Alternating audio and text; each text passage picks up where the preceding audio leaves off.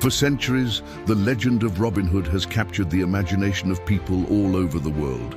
The heroic outlaw who stole from the rich and gave to the poor. A master archer who defied tyranny from the depths of Sherwood Forest. But behind the green hood, the arrows and the ballads, one question has haunted historians for generations. Who was Robin Hood, really? Was he a real person, or simply a myth born out of England's long history of rebellion, inequality, and hope for justice? The search for the man behind the myth is a journey that leads through medieval records, outlaw tales, and the very soul of a people yearning for fairness in a world of kings and corruption. Our story begins in the heart of medieval England, during a time of harsh laws, deep poverty, and immense power held by the crown and the church. The earliest references to a man named Robin Hood appear not in books or chronicles, but in oral songs. Ballads sung by traveling minstrels in taverns and marketplaces. These ballads spoke of a bold outlaw who lived in the greenwood, fought corrupt sheriffs, and defended the poor. One of the oldest surviving mentions comes from the late 14th century in a poem called Piers Plowman by William Langland, where a character says he knows rhymes of Robin Hood. That tiny line, almost casual, tells us that by the 1370s, Robin Hood was already a well-known figure in popular culture. But was he real? Historians have searched ancient documents, hoping to find a trace of the man behind the legend. In Yorkshire, a 13th century court record mentions a fugitive named Robert Hod, who was declared an outlaw in 1226 for refusing to appear in court. Some scholars believe that this Robert Hod, later nicknamed Robe Hod, could be one of the earliest real-life inspirations for the tale. Others point to a man named Robin of Locksley, recorded in South Yorkshire, who lived around the same period. Locksley itself, a small village near Sheffield, proudly claims to be his birthplace to this day. The world Robin Hood supposedly lived in was one of unrest. After the Norman conquest in 1066, England was ruled by kings who imposed strict laws and heavy taxes on the Anglo-Saxon population. Forests like Sherwood were declared royal hunting grounds, and ordinary people caught hunting that could be executed for poaching. The image of Robin Hood hiding in the woods, defying the king's laws, and feeding the poor isn't just a story of adventure. It's a symbol of protest against injustice. For peasants who had little hope of fairness in life, Robin became a hero who struck back at the powerful. The legends evolved with every generation. In the earliest ballads, Robin Hood wasn't a nobleman or a romantic hero. He was a rough, sometimes violent outlaw who fought with swords and arrows, mocked the clergy, and stood fiercely loyal to his band of followers, especially Little John, Will Scarlet, and Much the Miller's son. Later storytellers softened his image, turning him into a nobleman wronged by corrupt rulers. This change reflected the hopes of the people. As the centuries passed, England longed for heroes who could challenge injustice without losing honor. By the 15th century, Robin Hood's story had grown into a powerful cultural myth. In plays performed during festivals, he was often portrayed as a champion of the poor, fighting the wicked sheriff of Nottingham. Records from the 1400s show that villagers held Robin Hood games every May Day, where men dressed as outlaws and reenacted his adventures.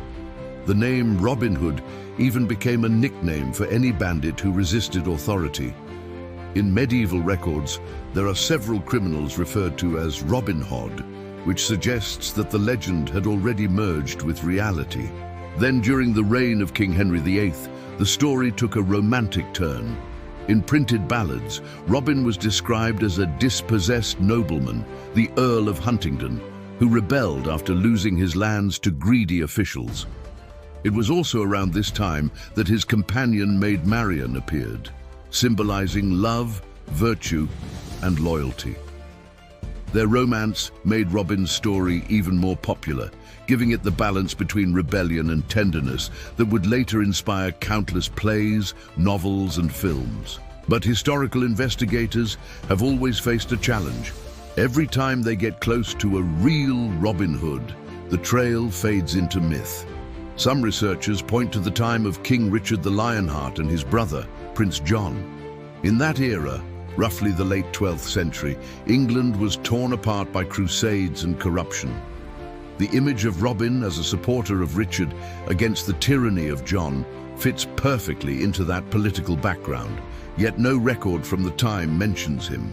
Others argue that the legend was never about one person at all, but rather a fusion of many outlaws, rebels, and common folk who stood up to power across the centuries. Interestingly, the name Robin was one of the most common male names in medieval England, and Hood, or Hod, was a typical surname for people who made hoods or hats.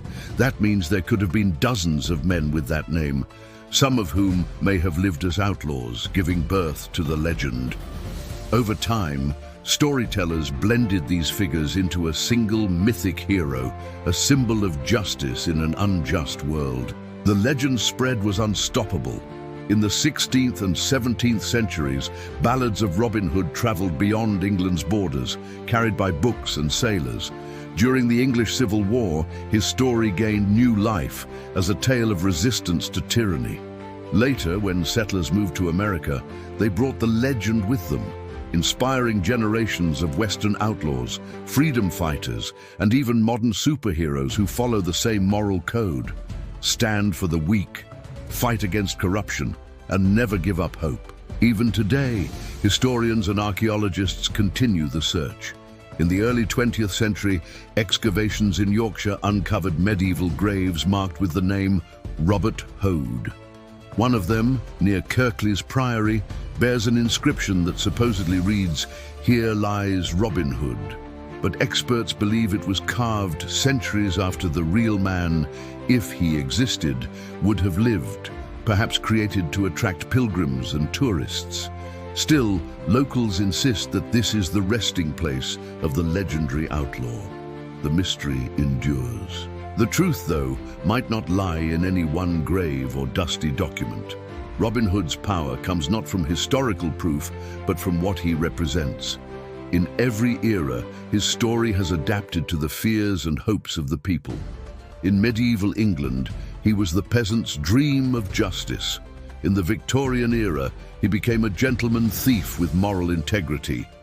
In modern films, he's a freedom fighter challenging corrupt governments and greedy corporations. Each version tells us more about the society that retells it than about the man himself. Think about it. Maybe Robin Hood isn't meant to be found in the past at all. Maybe he exists wherever someone dares to stand up for what's right, even when the odds are impossible. Maybe that's why, after more than 700 years, his story still echoes through our culture, inspiring books, movies, and movements. Because deep down, we all want to believe that one person, even an outlaw hiding in the forest, can make a difference. And perhaps that's the real truth behind the legend. Robin Hood may never have worn a green hood, drawn his bow, or met Maid Marian under the oaks of Sherwood.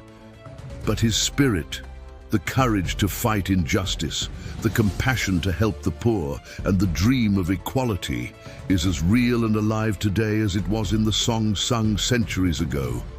The legend has outlived kings, wars, and empires, and maybe that's the greatest victory of all.